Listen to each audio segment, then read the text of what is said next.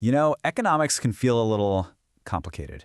But what if I told you one of its most fundamental ideas is basically just a recipe?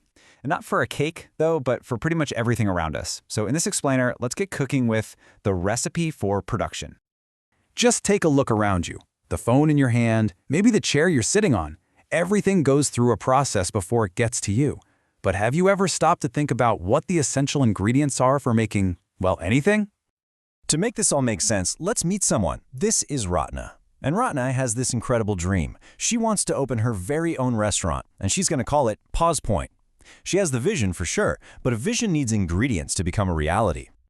And that right there brings us to the core of this whole thing. In economics, these essential ingredients have a special name, the factors of production. Honestly, just think of them as the flour, sugar, and eggs that Ratna needs to bake her business into a success. Okay, so where does Ratna even start?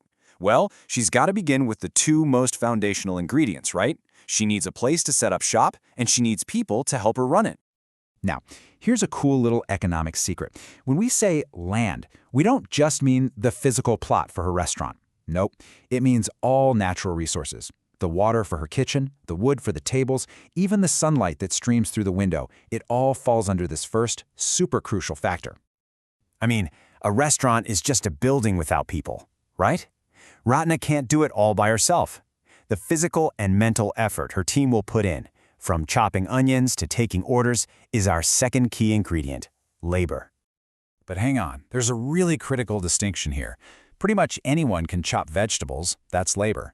But knowing that secret family recipe that's going to have customers lining up around the block, that's different. That specialized skill, that knowledge, that's called human capital. It's what turns simple effort into something truly special. So how do you get that high-quality human capital? Well, you have to invest in it. We're talking about things like education, on-the-job training, and good healthcare that keeps your team sharp and productive. It's also about creating a mindset of always getting better, kind of like the Japanese idea of kaizen, or continuous improvement. Okay, so Ratna has her location and a plan for her team, but you can't cook a meal without pots and pans, and you definitely can't start a business without some money. It's time to add the next ingredients to our recipe. And this brings us to capital. Now, this one's kind of a two-for-one deal. First, it's the money, the loan Ratna got from the bank to get started. Second, it's all the human-made stuff she buys with that money, the ovens, the tables, the cash register. Both the money and the tools, that's all capital. So, with land, labor, and capital, Ratna can definitely run a restaurant. But to make it thrive, she needs a multiplier, a kind of secret weapon. And that's technology.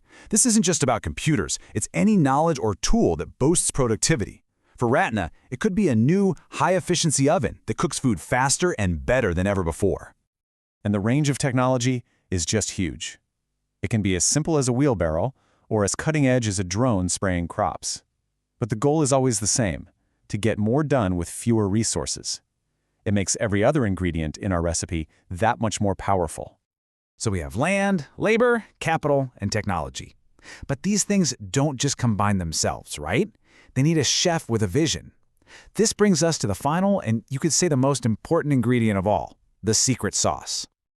This is where Ratna herself becomes the final factor. She's the entrepreneur. She's the one who spotted the opportunity, who dared to take a risk, and who had the vision to bring all the other factors together into a business. Without the entrepreneur, the other ingredients just sit there. And what's amazing is that this entrepreneurial spirit scales way up. The same recipe Ratna is using for her restaurant can be used to build an empire. Visionaries like J.R.D. Tata, who founded India's very first airline, use these exact same principles to build entire industries, creating jobs and shaping a nation. The recipe is the same, it's just the scale that's different.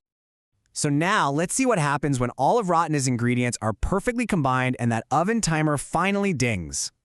And there it is. Pause Point is a reality. The location, the skilled team, the kitchen equipment, and Ratna's vision have all come together beautifully. This is the recipe in action, a successful business created from our essential factors of production. And this same recipe applies to literally everything, even something as complex as a smartphone. It starts with an idea from brilliant engineers. That's human capital. It needs raw materials from the earth. That's land. It needs factories and machinery. That's capital. And it takes a whole chain of people to assemble and sell it. That's labor. They're all interconnected pieces of the same puzzle. Of course, using these ingredients comes with a huge responsibility. When a business uses natural resources, or land, it has a duty to protect them. That means managing waste responsibly, like treating industrial wastewater to make sure those resources are still there for future generations. All right, you've seen the recipe, you know the ingredients, now it's your turn to put on the chef's hat and think like an economist for a second. So here's a big one you hear all the time. With all the advances in automation and AI, is technology just going to completely replace the human worker? Well, not necessarily. Let's go back to pause point. Say Ratna gets a new ordering app. That's technology. But does she fire her waiters? No. Instead, the app helps them serve more people more efficiently. The technology enhances their labor. It doesn't replace it. It's more like a partnership. Okay, for a final thought experiment, just imagine a busy dinner rush at pause point. The place is packed, and a key chef quits right on the spot. What happens to the entire operation? Orders pile up, the quality takes a nosedive, and the whole system just starts to fail. And that leaves us with the most important takeaway of all. The factors of production aren't just a list. They're an interconnected system. They're puzzle pieces, and if you remove even one piece, the entire picture of production can grind to a halt. So, what puzzle will you build?